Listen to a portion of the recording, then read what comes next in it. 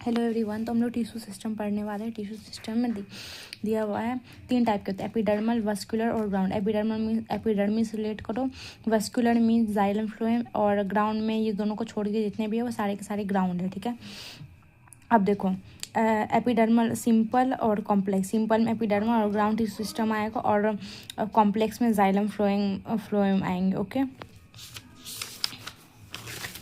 अब epidermal tissue system में epidermis आएगा, स्टोमाटा, एपिडर्मल अपेंडेजेस में रूट और स्टेम हेयर। ओके, और रूट के पास ये नहीं होता है, क्या बोलते हैं, क्यूटिकल एब्सेंट होता है। Okay, epidermal appendage, root hair में ये होता है unicellular, this is multi cellular.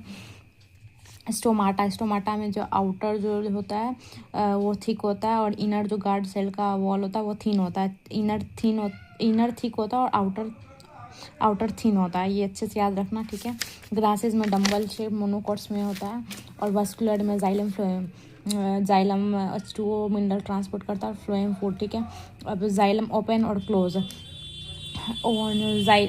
Close, अब क्लोज मतलब जहाँ पे सेकेंडरी ग्रोथ नहीं होगा, तो कहाँ नहीं होगा, मोनोकॉट में नहीं होता है, और डाइकॉट में सेकेंडरी ग्रोथ होता है। ठीक है, हाँ, क्योंकि इसके बीच में इंटरफेसिकुलर कैम्बियम और इंट्राफेसिकुलर कैम्बियम प्रेजेंट होता है।